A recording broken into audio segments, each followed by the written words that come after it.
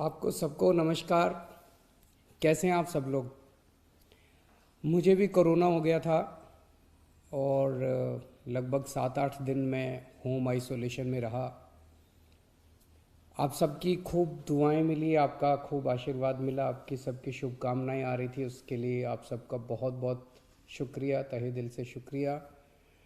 मुझे लगभग 2 दिन बुखार रहा, उसके बाद मैं ठीक था लगातार, लेकिन जो कोविड के प्रोटोकॉल हैं उसके हिसाब से मैं 7-8 दिन होम आइसोलेशन में रहा। अब मैं वापस आप सबकी सेवा में हाजिर हूँ। आप सब लोगों की शुभकामनाओं के लिए बहुत बहुत शुक्रिया। लेकिन दिल्ली में जो कोरोना की रफ़्तार बहुत ज़्यादा तेज़ी से बढ़ रही है, उसको लेके मैं हमेशा से चिंतित था।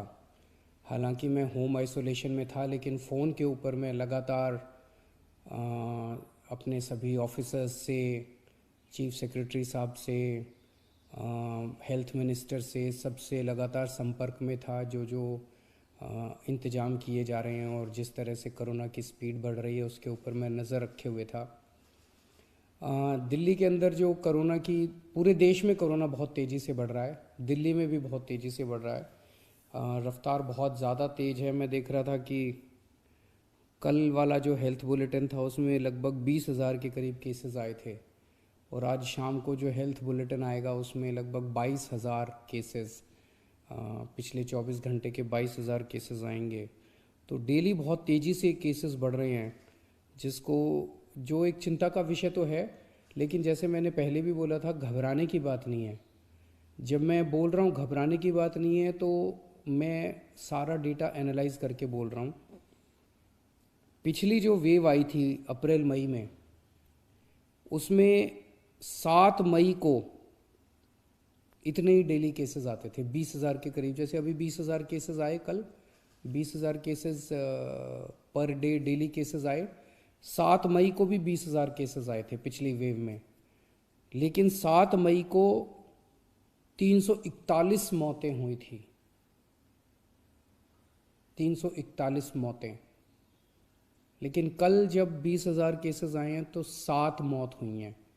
एक भी नहीं होनी चाहिए, लेकिन कंपैरिजन में केवल 7 मौत हुई हैं। 7 मई को जब 20,000 केसेस आए थे तो लगभग 20,000 बेड्स दिल्ली में भरे हुए थे, लेकिन कल जब 20,000 केसेस आए हैं तो लगभग 1,500 बेड केवल दिल्ली में भरे हुए हैं। तो उस तरह से इस वेव के दौरान डेथ भी काफ़ी कम हो रही हैं और लोगों को अस्पताल जाने की भी काफ़ी कम ज़रूरत पड़ रही है। ये डेटा मैंने आपको इसलिए नहीं बताया कि इसलिए अब हम मास्क पहनना बंद कर देंगे और गैर जिम्मेदार हो जाएंगे। ये डेटा मैंने आपको इसलिए बताया कि पैनिक करने की कोई ज़रूरत नहीं है, घबराने की कोई ज़रूरत नहीं है, डरने की कोई ज़रूरत नहीं है, लेकिन जिम्मेदारी के साथ काम लेने की ज़रूरत है। जो मैं बार बार बोल रहा हूँ कि मास्क पहनना सबसे ज़रूरी है। मास्क पहनना सबसे ज़रूरी है। कई लोग मेरे से प्रश्न पूछ रहे हैं, लॉकडाउन लगेगा? हम लॉकडाउन नहीं लगाना चाहते। लॉकडाउन नहीं लगेगा अगर आप मास्क पहनोगे तो। मास्क पहन के घर से बाहर निकलो, मास्क पहन के चारों तरफ घूमो। अगर ज़रूरत ना पड़े तो घर से बाहर ना ही निकलो, अभी थोड़े दिन कोई ज़रूरी नहीं है, लेकिन मास्क पहनना बहुत ज़रूरी है। सोशल डिस्टेंसिंग बहुत ज़रूरी है।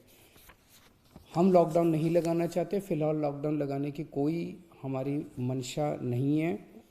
और हम चाहते हैं कि जल्दी से जल्दी ये वेव ख़त्म हो, और कोशिश हमारी है कि कम से कम रिस्ट्रिक्शंस हम लोग लगाएं, ताकि लोगों के रोज़ी रोटी चलती रहे, लोगों के रोज़गार चलते रहें। एलजी साहब और मैं दोनों मिलके पूरी सिचुएशन को लगातार हम लोग नज़र रखे हुए हैं। कल हमारी डीडीएमए की दोबारा मीटिंग है। उस मीटिंग में एक्सपर्ट्स के साथ फिर से हम रिव्यू करेंगे सिचुएशन को कि क्या और करने की ज़रूरत है, नहीं है। केंद्र सरकार से लगातार हम लोग संपर्क में हैं। केंद्र सरकार से भी हमें पूरा सहयोग मिल रहा है। तो सब लोग मिलके, मैं, एलजी साहब, हमारे सारे ऑफिसर्स, केंद्र सरकार, सब लोग मिलके सिचुएशन के ऊपर नज़र रखे हुए हैं और सिचुएशन को कंट्रोल किए हुए हैं। पहले भी हम सब दिल्ली वासियों ने मिलके कोरोना की इतनी बड़ी इतनी खतरनाक लहर थी जो अप्रैल वाली थी, उसको हमने पार पा लिया, तो इस लहर को भी हम लोग पार पा लेंगे। चिंता करने की ज़रूरत नहीं है, लेकिन जिम्मेदारी के साथ काम करने की ज़रूरत है। और जिन जिन लोगों ने वैक्सीन नहीं लगवाया, प्लीज़ जाके वैक्सीन ज़रूर लगवा लीजिए। वैक्सीन लगाने से मतलब ये नहीं है कि करोना नहीं होगा, लेकिन करोना अगर हुआ तो आपको कम माइल्ड करोना होगा, आपकी जान को खतरा नहीं होगा, आपको अस्पताल हो सकता है जाने की ज़रूरत ना पड़े।